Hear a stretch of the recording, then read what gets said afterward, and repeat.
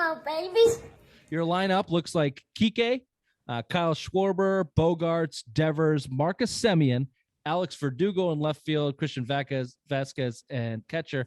And then first base, we don't know yet. There's still no. It'll be Dahlbach with a veteran. Dahlbach, but you have Cassius coming up, so you're a year or two away. Oh God, he might be up by the All-Star break next year. He is tearing up the Arizona Fall League right now. This right field is where I'll go to you right here.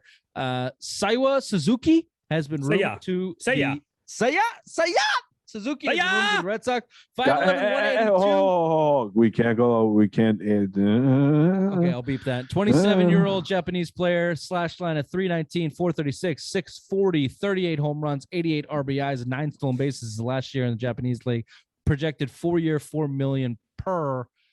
I don't know what the deal is with Renfroe, so I know Maz on 98.5 has been high on this Japanese player. Raymond, I laid it out for you. You can see it on the email. Your initial thoughts on this Red Sox offseason? I'd rather go with more pitching because the pitching rotation was the one that was the Achilles heel last year for us. So I feel like we need more starting pitching. I don't think Steven Matz is just enough. I think Semien needs. I don't think Semien would be the guy. I think you gotta get more fucking.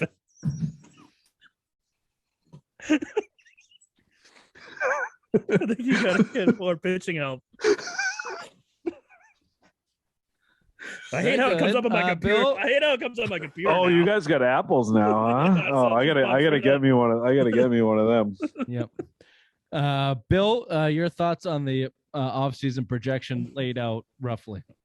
I'm a big Marcus Semien guy. His first year playing, he played 162 games at second base. First year full time at second base. You know, he won a Gold Glove there. I think he had 46 home runs, batted 265. I think that's a perfect at $23 million. I think that's a going rate. I like playing him with the power he has in the middle lineup. That gives you the flexibility to move JD. I mean, and then it gives you that option. What happens with Xander, right? So Xander can opt out, and you have a good replacement. He's won a Gold Glove guy till one of these middle infielders down. And Mayer, you have Mayer and Machado and Seager that he's been linked to right now. They're high on this kid.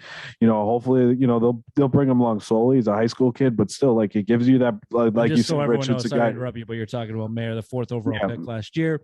Yep. His projections are Manny Machado, Corey Seager, that type of player, which is obviously a top of the echelon baseball player. I just like the idea. Real quick before you go, but with Bogarts can opt out at the end of next season, and if he wants to go the Carlos Carrera route, who just basically came out today and said, "I want Lindor money," I think Bogarts is gone. And if you can get Marcus Semien at 23, 24, I'd probably be okay going up to 25 million with Semien just based off his power and his defense alone. And he can ship between second and shortstop. You let Bogarts kind of walk at that point, and you just move him to shortstop. Hope fucking York gets up here and hope fucking Jeter Downs can make that leap, or you just have a stopgap in Arroyo. But like, I think this right here is a huge deal if you go out and get Semien, because defense is a huge need in your infield right now, and he's again a Gold Glover at 2 different positions. So I think that's the target. I like the Semien deal too for everything you're talking about, and he's young enough to be able to be a bridge guy for. He's 31. You got a ton of talent in your system in the middle infield positions. Most of it projects to second base, except for the Mayer kid. But even still, yeah. Can I ask you a question too? Price himself out of Boston, and they don't want to pay him. I like Bogarts. I think Bogarts is one of the best, if not the best, shortstop in the bigs. However, if he's going to want above 30 per year for a 7-8 year deal as he moves into his mid to late 30s, then no, you have to say goodbye. You have to. You can't do that deal, even if you are the Boston Red Sox. And I'm not even trying to stay under the cap like the cheap fucking John Henry is, so he can sign a back defenseman for his fucking Penguins. Can I ask you a question? Who? Just no names based off stats. 285, 30 home runs, like between 90 and 100 RBIs, or 265 between 40 and 49 home runs, 100 RBIs. Who are you paying that 20 to 30 million for? 25. Well, I'm an old school man, so I'm going to pay the average, and I'm going to pay Bogarts. But I understand what you're trying to say. The power runs baseball, and I know Marcus Semien has a little bit more power than Bogarts. All right, so throw in the defense too. A Gold Glove defense is better. Bogarts is not great. Tell me what Semien does in the playoffs. Yeah, you got a good point there. Yep. Because Bogarts, in my estimation, if Bogarts was clutch, if Bogarts was money in the playoffs, I'd pay him whatever he wanted. But he has, except for when he first came up in 2013, and he had 7 at bats and was clutch in those 7 at bats, he's kind of underperformed in the playoffs for the Red Sox, even through a couple World Series. But he had runs. one big hit in this postseason when they needed him most, especially game 4, 5, and 6 against Houston, where the bats went completely silent. I mean, when the bats go completely silent for the Red Sox, Xander Bogaerts is not the guy to bring them out of that, which is a problem for me if you want $30 million a year. But Semien is because of the pure power alone. Let's be real. 46 home runs. I mean, when you're cold and you have power like that, it only takes 1 or 2, right? Bogarts but Bogarts is 20 to 30, right? But Semien getting up there close to 50 is, I mean, that's the benchmark. And again, the defense is huge on this team. When you have such a shitty third baseman in Rafael Devers, you can't have, you need consistent defensive play in your infield. Bogarts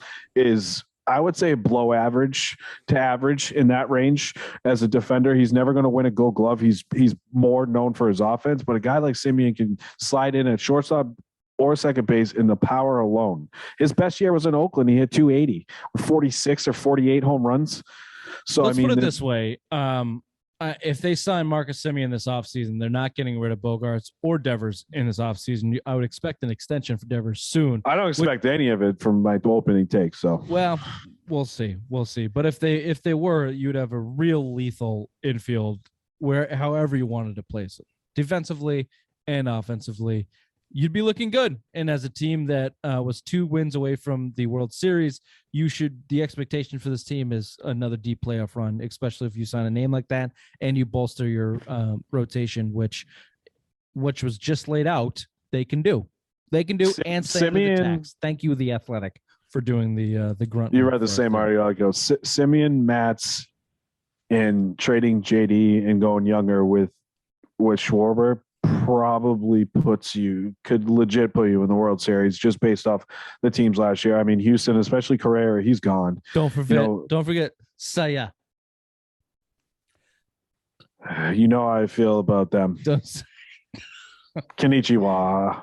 Okay. Well, you told us not to go down there, and then you went. You fucking do it. Trouble, and then you went down there. No, it's all that's enough baseball talk for now. You can either get an Ichiro or you can get a Dice K. There's just so much in between. Dice K was okay. He was just hyped. The gyro ball just hyped him up too much. It's all about a hype. You just got to keep the expectations low enough. 4 at $4 million per. Like this guy's got to bid like 50 million. Ichiro Dice K. He's just come in. Or you could get anher Cuban like fucking who was that guy that got that Rosie Castillo. Let's not Rosie later. Before we get back in the Red Sox talk, which would be another day after the headlines, we'll be talking a little basketball. But before that, let us please kick it over to the headlines with the obvious one. Thank you, Mitch Buchanan. Racer Thomas says the Patriots beat the Falcons handily on Thursday Night Football.